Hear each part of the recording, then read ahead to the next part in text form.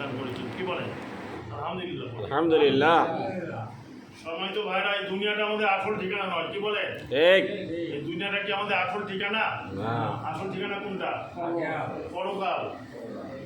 অনেকেই লেখা দেখছেন না, সকালবেলা যদি ঘুম ভাঙে তাহলে সকাল, না এলে কিন্তু পরকাল। কি বলে? ঠিক। ঘুম না ভাঙলে পরকাল। আমরা যেমন একসময় এই দুনিয়াতে ছিলাম না, আবার একসময় থাকবো না। কি বলে? ঠিক। সকলকেই মরে যেতে হবে, আল্লাহর কাছে ফিরে যেতে হবে। আল্লাহর কাছ থেকে আসছি, আবার আল্লাহর কাছে ফিরে যেতে হবে। প্রত্যেক আদম সন্তানকে কাল কিয়ামতে আল্লাহর সামনে দাঁড়িয়ে 5টা প্রশ্নের উত্তর দিতে হবে। কয়টা ভাই? ভালো করে বুঝে নেন। 5টা প্রশ্নের উত্তর দিতে হবে। প্রথম প্রশ্ন আল্লাহ করবেন, দুনিয়াতে তোমাকে একটা হায়াত দিয়েছিলাম, বয়স দিয়েছিলাম, এই বয়সটা তুমি কোন কাজে ব্যয় করেছিলে? আল্লাহ মানুষের কথা মতো না নিজের খেয়াল খুশি মতো? 2 নম্বর প্রশ্ন আল্লাহ করবেন, যৌবনকালের শক্তি কোন কাজে ব্যয় করেছিলে? যৌবনের শক্তি অনেক কাজে ব্যয় করে ফেলেন না ভাই? 3 নম্বর প্রশ্ন আল্লাহ করবেন, টাকা পয়সা সকলকে ইনকাম করতে হয়, এই টাকা কি বৈধ পথে না অবৈধ পথে ইনকাম করেছিলে? 4 নম্বর প্রশ্ন আল্লাহ করবেন, এই টাকাগুলো আবার বৈধ পথে না অবৈধ পথে খরচ করেছিলে?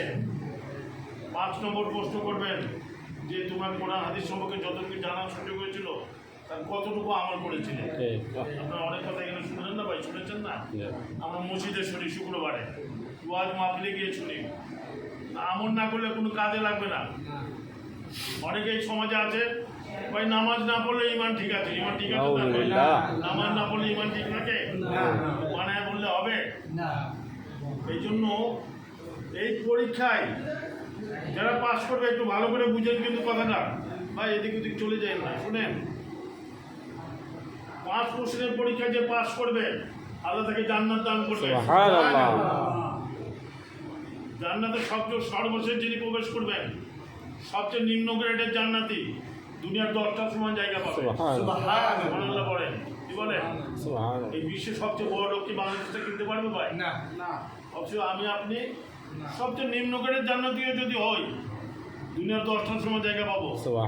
আল্লাহর কাছে আমরা চাই জান্নাতুল ফেরদৌস যেন আমরা পাই। কি বলেন? অপরপক্ষে যদি পরীক্ষায় ফেল করি তাহলে কিন্তু খবর আছে, ফেল করলে তাকে জাহান্নামে পাঠানো হবে। জাহান্নামে সবচেয়ে কম শাস্তি যার, তাকে 2টো আগুনের জুতা পরানো হবে। এবং এই 2টা আগুনের জুতা পরানোর কারণে লোকটার মগজটা গলে গলে পড়তে থাকবে। যেমনিভাবে ভাতের হাঁড়িতে ভাত হওয়ার পুরো মুহূর্তে পাতিলের চতুর্দিকে মারগুলো গলে গলে পড়ে, এমন একটা অবস্থা হবে। আমরা এরকম শাস্তিকে বহন করতে পারবো ভাই? আল্লাহ আমাদের সকলকেই ওই ধরনের জাহান্নাম থেকে বাদ করতে অভিজ্ঞতা।